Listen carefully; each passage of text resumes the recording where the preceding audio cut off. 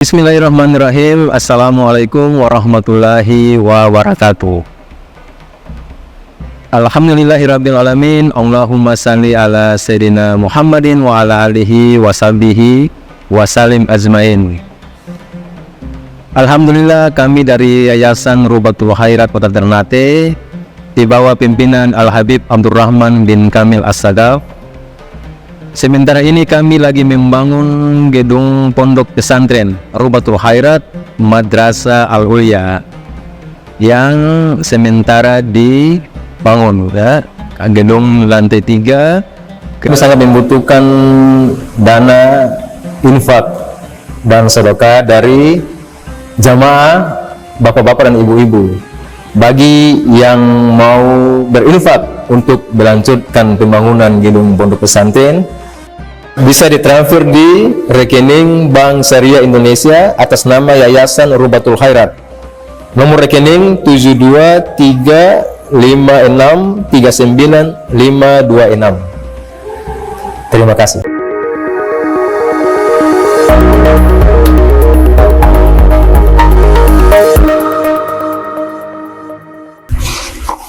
Adab yang ke-18. Qaddim al-kabira wa dhal fadli fi dhiyafati wa takrimi fabda bihi qabla ghairihi. Dahulukan orang yang lebih tua dan orang yang memiliki kemuliaan di dalam jamuan dan penghormatan. Nah, ini juga adab tuh. Kalau undang misalnya ulama atau guru, ya kan, ceramah, disuruh ceramah, habis itu makan, berebutan gabung nih guru sama. Yang punya rumah harus tahu, nggak boleh begitu, kasih tempat tersendiri, ikut antri sih. Mau yang sudah lapar nih nggak peduli lagi, sudah mau ini guru kayak mau apa, tuh tidak. Makanya jangan salah paham. Kita lihat di beberapa tempat, beberapa kota itu, nah, mereka sediakan tempat khusus untuk para ulama. Itu bukan mengkotak-kotak, memang begitu aturannya. Aturannya begitu. Anzilun nasa manazilahu. Bukan mau cari apa penghormatan. Ya memang hukumnya begitu, adabnya begitu. Kasihan ustadznya juga. Oh, ini nggak peduli sudah dia. Ambil, ustadz-ustadznya, ya. Maaf ya, ada. Cuma maklum, udah paham, ya. Orang belum banyak kan belum tahu, ini kan luar biasa ini ilmu-ilmu adab begini, ya. Sediakan tempat khusus. Nah, sekarang sudah mulai pelan-pelan orang udah paham. Masuk, antri, pas ustadznya antri paling akhir lagi. So habis makanan habis juga.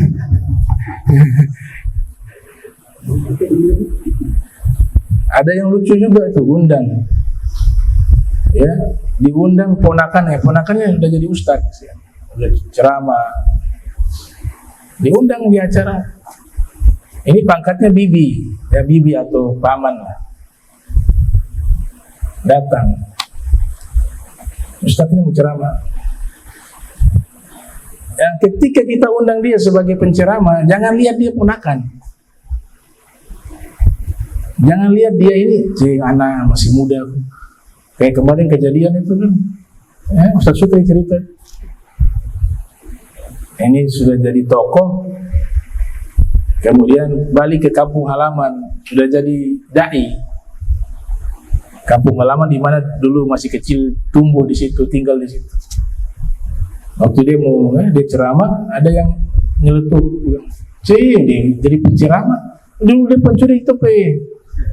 Masih kecil dulu tope buah itu dia pencuri. Hilang udah. Kok bisa jadi penceramah sekarang? Nah, ini dia diundang ponakannya sebagai penceramah di acara maulid.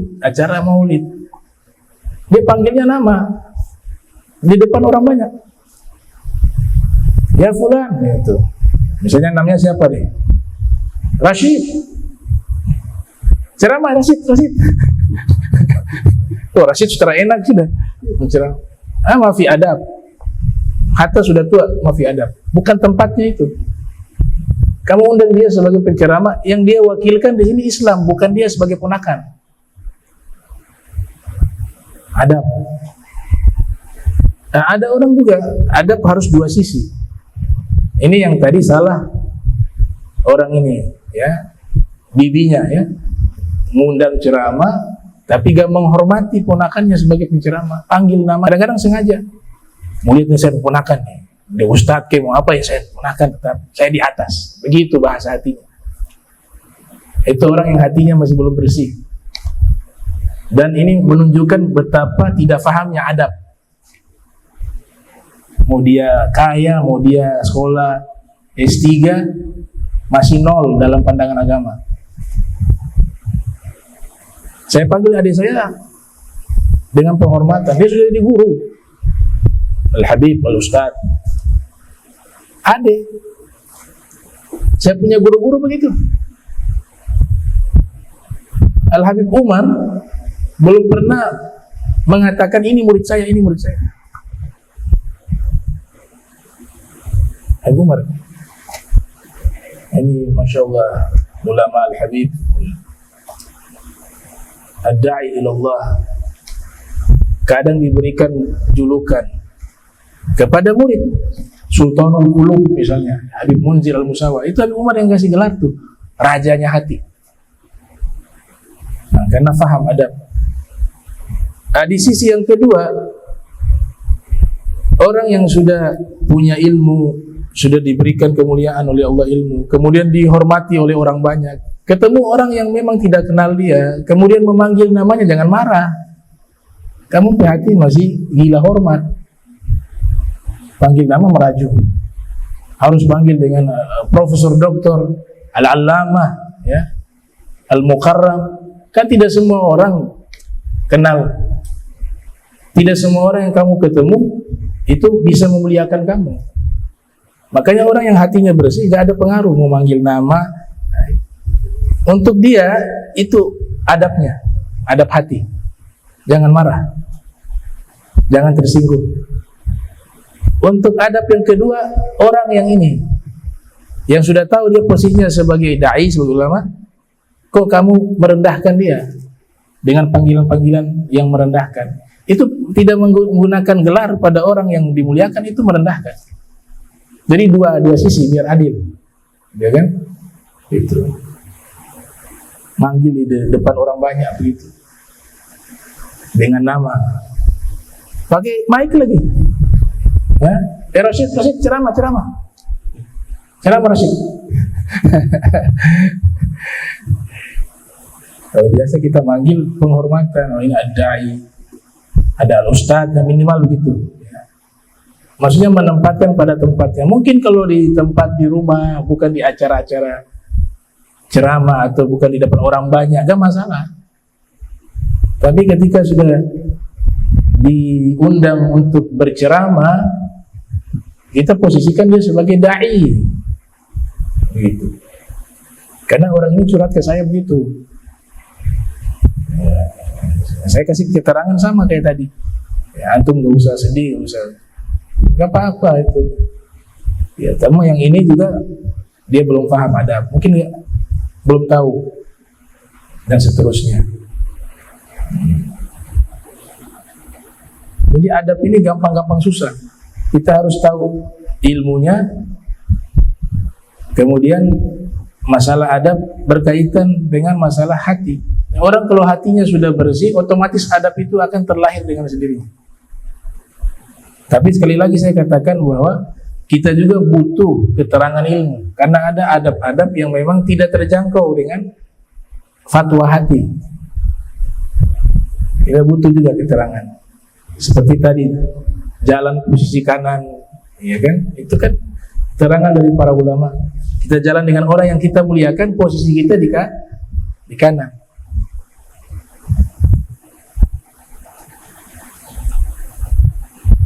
Qadim al-kabir wa dzal fadli fi dhiyafati wa takrim.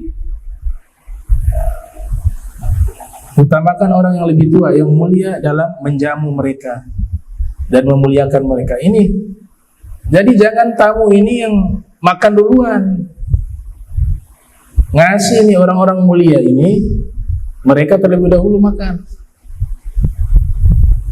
Mereka sudah mulai, baru dipersilakan yang lain. Bukan dikasih belakangan. Maka mulailah, kata beliau. Mulailah mereka sebelum orang lain. Thumma man ala yamini fil majlis. Kemudian orang yang ada di sisi kanan di majlis tersebut. Amalan wattiba'an li sunnatin Nabi sallallahu alaihi wasallam. Mengamalkan dan mengikuti sunnah Nabi sallallahu alaihi wasallam. Wa dalil dzalika idhafatan ila haditsain sabiqain. Kabbir kabbir. Wa laysa minna man lam yuwaqqir kabirana. Ahaditsu katsiratun jiddan wa ilaika jumlatan minha. Merujuk dari dua hadis tadi, muliakan yang orang yang lebih tua dan bukan golongan kami orang yang tidak memuliakan orang tua kami, orang-orang yang sudah tua dari antara kami.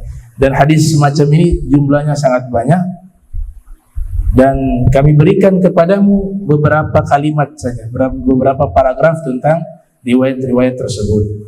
Rawahu Muslim fi sahih fi bab adabi ta'am wa syarab wa ahkamihima. Diriwayatkan oleh Imam Muslim di dalam sahihnya di dalam bab adab-adab makan, minum dan hukum-hukumnya.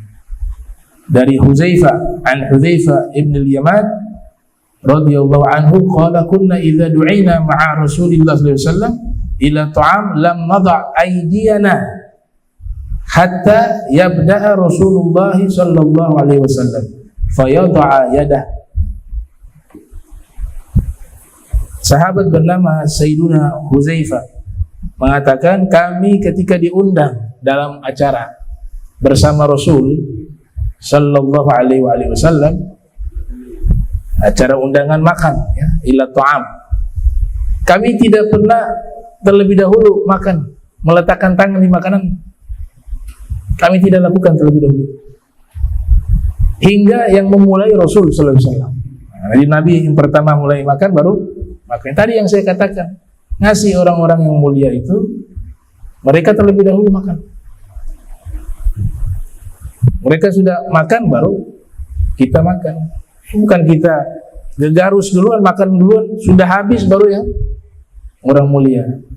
Atau bersamaan juga nggak boleh. Kalau bicara adab, tunggu makan. Ngasih ke orang tua, ngasih orang yang mulia, makan dulu. Itu. Kata Hudzaifah al-Yamani, Nabi mulai letakkan tangan untuk makan, baru kami mulai makan. Fayadha ayadah. Wa qad aqada Imam Nawawi rahimahullah taala fi kitab Riyadhus Shalihin. Al-Imam Nawawi menyebutkan di dalam kitabnya Riyadhus Shalihin atau meletakkan satu bab khusus di dalam Riyadhus Shalihin fi hadzal mawdu' terkait dengan tema ini. Aurada fihi ta'ifatan kabiratan minal ahadithi. Beliau sebutkan di dalam kitab tersebut atau di dalam bab tersebut sekumpulan besar hadis-hadis, jumlah hadis yang sangat banyak tentang masalah tersebut. Aqtasiru huna ala dzikri aktsariha. Saya meringkas di sini untuk menyebutkan yang paling banyaknya dan wa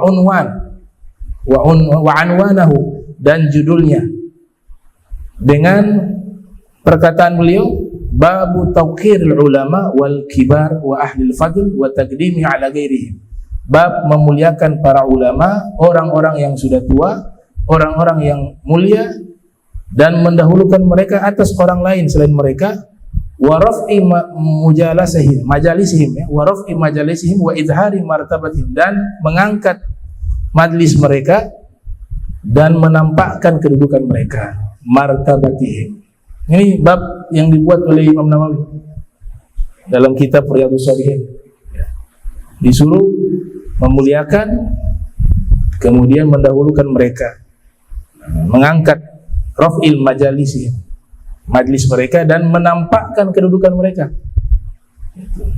Menampakkan kedudukan mereka. Ini syiar namanya, masuk ke syiar. Cuma yang jadi penyakit tadi saya katakan, Nah, orang yang sudah diberikan kemuliaan semacam ini, kedudukan, dia juga harus pandai-pandai menata hati, begitu. Jangan sampai tujuan dia memang pengen cari penghormatan, tujuan dia pengen disanjung. Kalau ada orang tidak sebut namanya, meraju, ini ceramah, atau namanya salah ditulis, meraju. Fotonya tidak ada, meraju, tindain. Ya foto saya tidak ada, oh saya gak jadi dakwah deh. Saya yang bikin acara ini, saya yang undangan utama. Ini harus menata hati juga. Ya. Foto tidak ada, atau foto ada tapi kurang bagus, merajuk dia. Saya gak mau ceramah. Kenapa foto itu? Ini bikin tidak bagus tuh foto. Ini dai atau artis. Jadi visi misi dakwah itu menjadi utama. Itu nggak ada artinya itu. Kita bawa risalah yang lebih besar dari itu. Ya, nama foto mau dihormati tidak dihormati. Ini ada risalah yang lebih besar dari itu. Ya. Jadi harus dua arah. Satu sisi kita yang harus menghormati mereka, sisi lain yang dihormati juga harus menata hati. Gak ada orang cium tangan marah. Itu kata Al-Habib Abu Bakar bin Abdullah Al-Idrus. Al-Habib Abu Bakar bin Abdullah Al-Idrus. Beliau mengatakan, orang yang cium tangan saya itu kaqal'i aini. Saya merasa seperti dia mencongkel mata saya. Apa artinya? Malu. Begitu. Dia malu. Padahal ini seorang imam besar. Para ulama mengatakan orang-orang yang menghormati dirimu itu bukan karena dirimu, tapi orang-orang itu yang hati bersih, husnuzon kepadamu. Dianggap kamu itu mulia, makanya mereka hormati. Bukan karena dirimu, tapi mereka itu yang baik. Mereka mau untuk rendah hati, tawadu, menghormati dirimu sampai mencium tanganmu. Yang baik mereka. Makanya Al-Habib Abu Bakar mengatakan, yang mencium tanganku ka qal'i aini, takbirul yadi ka qal'i aini. Orang yang mencium tanganku seperti mencongkel mataku. Maka ulama kita ahli sunnah wal jamaah yang terkenal, ada yang memang membiarkan untuk dicium tangannya. Itu bukan berarti mereka salah. Kalau urusan tadi urusan hatinya dia. Kalau sudah merasa nikmat dengan orang menghormati mencium tangan, kemudian kalau tidak ada orang cium tangannya, hatinya tidak enak, itu salah. Karena yang dia gunakan, dia jadikan mencium tangan itu masuk ke undang-undang antara murid dan guru, undang-undang adab, undang-undang ilmu, begitu. Nah, kelompok yang satu ini membawa ke bab akidah. Jangan mengkultuskan selain Allah, jangan menunduk selain Allah. Itu bab akidah, ini bab adab. Mereka bingung membahas mana adab, mana akidah. Sampai akhirnya keluar fatwa, jangan cium tangan orang tua, jangan cium tangan guru, jangan membungkukkan badan di hadapan guru, di hadapan orang tua. Yang bisa membungkukkan badan hanya kepada Allah. Ini orang gak paham masalah. Ini yang dibahas ini masalah adab, bukan masalah akidah. Kalau dia membungkukkan badan untuk menyembah, dianggap Tuhan, itu namanya bab akidah. Tapi gak ada orang waras tuh kita membungkukkan badan kepada guru kita, gak ada dalam hati kita niat menyembah dia sebagai Tuhan. Ini kenapa? Bingung belajar nih, ini bab akidah atau adab? Jadi antum belajar itu dulu deh, ini bab adab atau akidah dulu gitu. Jangan langsung dibawa adab ke akidah, akidah ke adab, jadi ngaco. Kan ada begitu soal-soal, jangan menunduk kecuali hanya kepada Allah. Lah, ini bab adab bukan bab akidah. Kalau memang itu bab akidah, semua yang menunduk dianggap akidah, Malaikat sujud dalam Al-Quran kepada Nabi Adam. Malaikat sujud. Wa iz qulna lil malaikati isjudu li Adam fasajadu illa iblis. Tapi apa kata ulama tafsir? Sujudnya sujud penghormatan, bukan ibadah. Kenapa? Ini yang dibahas bab adab. Walaupun syariat ini sudah dihapus, gak boleh sujud. Masalah hukumnya ke masalah fikih, bukan ke masalah akidah. Kalau terjadi, jadi sujud kepada seseorang, ini bicara sujud nih. Ulama mengatakan makruh, ada yang mengatakan haram.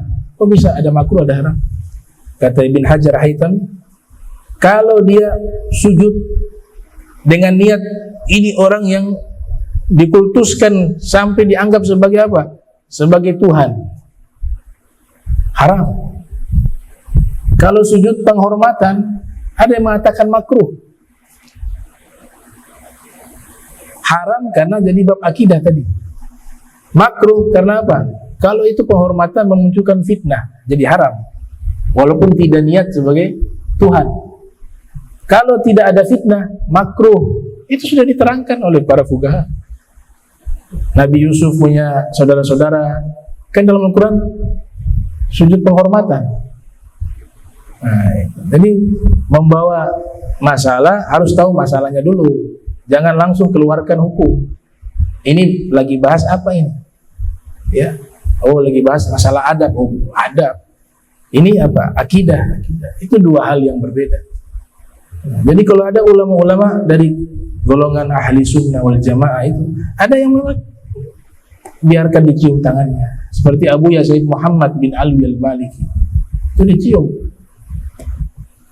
ya, cium tangannya. Seperti Syekh Ali Jum'ah dan ulama-ulama lainnya, itu ada bab mencium tangan, bab takbil yadi. Itu sunnah, terutama guru, terutama orang tua, dan terutama orang yang lebih tua, orang yang sudah tua.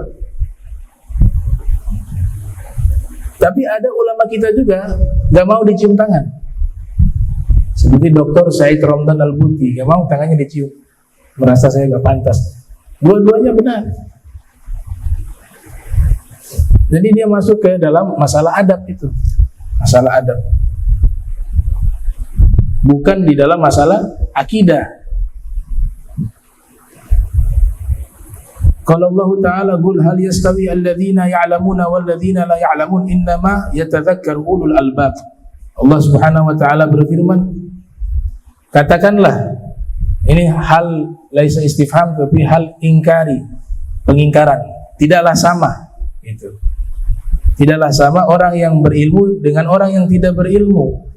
Sesungguhnya orang-orang yang berilmu itulah yang bisa mengambil pelajaran. Surat Az-Zumar ya, ayat 9. Ada kitab tafsir judulnya Biharul Ulum karya Abdullah Samarkandi mengatakan tidaklah sama orang berilmu dengan orang tidak berilmu. Itu yang pertama. Yang kedua, tidaklah sama orang yang beriman dengan orang yang tidak beriman. Tidaklah sama orang yang berakhlak baik dengan orang yang tidak berakhlak baik. Itu tidak sama. An Abi Mas'ud Uqbah bin Amr Al-Badri Al-Ansari, dari Abi Mas'ud Uqbah bin Amr Al-Badri Al-Ansari radhiyallahu anhu qala Rasulullah sallallahu alaihi wasallam, Rasul bersabda, ya ummul qauma agrahum li kitabillah fa in kanu fil qiraati sawa'an fa a'lamuhum bi sunnah fa in kanu fi sunnati sawa'an fa aqdamuhum hijratan fa in kanu fil hijrati sawa'an fa aqdamuhum sinna. Rawahu Muslim. Yang menjadi imam bagi satu kaum adalah yang paling baik bacaan Al-Qur'annya. Nah, kenapa tadi saya katakan yang syarat pertama harus afqahu, yang lebih paham fikih. Tapi di hadis ini yang disebut apa? Yang paling bagus bacaan mereka terhadap Al-Quran, yang paling bagus bacaan Al-Quran. Karena para sahabat itu semuanya ahli fikih, sehingga Nabi tidak perlu lagi menyebutkan syarat itu. Yang jadi imam itu Nabi sudah tentukan yang jadi imam, seperti Sayyidina Mu'az bin Jabal kalau keluar jadi imam. Nabi sudah faham mereka ini faham fikih, faham tentang hukum. Nah, syarat berikutnya baru Al-Quran. Jadi yang pertama tuh afghah, yang paling faham hukum. Setelah itu Al-Quran. Jika dalam bacaannya sama, maka siapa yang antara mereka yang paling paham tentang hadis? Dan jika mereka itu di dalam hadis, dalam sunnah sama, maka siapa di antara mereka yang paling dahulu hijrah? Dan jika di dalam hijrah itu sama, maka dahulukan siapa di antara mereka yang paling tua usianya. Itu tartib sebagai imam. Riwayat Imam Muslim. Wa an Abdullah bin Mas'ud radhiyallahu anhu qala Rasulullah sallallahu alaihi wasallam sallallahu alaihi wasallam liyalini minkum ulul ahlam wan nuha thumma alladhina yalunahum thumma alladhina yalunahum thumma alladhina yalunahum rawahu Muslim. Hendaklah orang yang di belakangku dari kalian orang-orang yang berakal dan orang-orang yang berakal, orang-orang yang berilmu dan berakal. An-nuha akal artinya. Kemudian orang-orang berikutnya dari mereka, kemudian orang-orang berikutnya dari mereka, kemudian orang-orang berikutnya dari mereka. Ini dalam perkara sholat, kata Nabi. Kalau saya jadi imam, kata Nabi, hendaklah di belakang saya orang-orang berilmu. Kenapa? Ini pelajaran bagi nanti umatnya setelah beliau. Kalau ada kesalahan, mereka bisa memperbaiki. Ada lupa surat, mereka bisa menyambungkan. Karena tahu hukum. Sehingga Nabi katakan di belakang saya harus orang-orang yang pemikir dan berakal. Artinya begitu. Ulul ahlam wan nuha. Ya, orang-orang yang berilmu. Mereka yang berada di belakangku, kata Nabi Muhammad sallallahu alaihi wasallam. Ya, tujuannya bisa membenarkan. Kalau Nabi kan gak mungkin dibenarkan. Rasulullah gak bisa salah. Gak bisa. Tapi itu pernah lupa satu rakaat, itu Allah sengaja itu. Allah sengaja kalau Nabi tidak melakukan itu atau tidak terjadi kejadian lupa rakaat, maka sujud sahwi tidak akan ada. Sengaja disetting oleh Allah. Makanya Nabi katakan unsitu fil hadis. Allah membuat saya lupa. Ini sifat para Nabi gak ada pelupa, gak ada. Lupa sesuatu gak bisa. Kalau itu memang ada, maka khawatir ada ayat-ayat yang terlupakan disampaikan. Jadi mustahil para nabi punya sifat lupa, itu mustahil. Mustahil. Nah, terakhir ya. Wa an Jabir radhiyallahu anhu anna Nabiyya sallallahu alaihi wasallam kana yajma'u baina rajulain min qatl Uhudin ya'ni fil gabri thumma yaqul ayyuhuma aktsaru akhdhan lil Qur'an. Fa'idha ushira ila ahadihima qaddamahu fil lahad rawahul Bukhari. Dari Sayyidina Jabir, beliau mengatakan bahwa sesungguhnya Rasul sallallahu alaihi wasallam mengumpulkan di antara dua orang sahabat yang terbunuh di perang Uhud. Jadi dua orang sahabat terbunuh di perang Uhud. Kemudian yakni fil qabr. Jadi dua-dua ini mau dikuburkan. Waktu itu kuburan yang tersedia hanya sisa satu kuburan di perang Uhud. Mana yang harus didahulukan? Tuhan bisa bayangkan. Apa kata Nabi? Di antara kedua ini mana yang paling banyak hafalan Al-Qur'annya? Di antara kedua ini, mereka mengisyaratkan, oh ini fulan ini hafalan Al-Qur'annya paling banyak. Ilmunya juga lebih daripada yang satu. Kata Nabi, dahulukan dia. Jadi penghormatan Nabi kepada orang berilmu sampai ketika wafat sekalipun Nabi tetap memuliakan yang ahli ilmu dibanding yang lain. Padahal dua-duanya mulia lagi. Kedua-duanya syahid. Karena posisi ilmu di atas itu. Dimasukkan terlebih dahulu yang ahli ilmu. Setelah itu baru yang orang kedua tadi. Ya, gitu. Nah, di perang Uhud juga ada mukjizat Nabi. Jadi Nabi dikasih hadiah dir'un sama namanya apa? Tirs. Apa namanya? Perisai. Junnah. Jadi Nabi terapkan ilmu sampai ketika posisi perang itu ilmu itu tetap diterapkan, yaitu masalah apa? Gambar makhluk hidup. Kan Nabi katakan nggak boleh menggambar makhluk hidup. Jadi ada yang kasih hadiah tuh dalam satu keterangan kepada Nabi, perisai tapi ada gambar di situ, gambar makhluk hidup. Ini Nabi posisi lagi mau perang nih. Ketika Nabi lihat ada gambar, Rasulullah pukul itu perisai, gambarnya hilang. Itu mengisyaratkan apa? Bahwa hukum itu diamalkan di setiap keadaan. Gak boleh hukum itu hanya di masjid, di luar masjid hukum gak berlaku, di kantor tidak berlaku. Hukum hanya berlaku di majelis ilmu, di luar majelis ilmu tidak berlaku. Nah, Rasul contohkan adab ilmu nih, karena kaitan dengan ilmu. Ilmu itu harus diamalkan di setiap keadaan. Mau di mana tempat diamalkan. Ya. Nah, itu. Nah, insyaallah kita lanjutkan di pertemuan berikutnya. Allahumma ja'al jam'ana hadza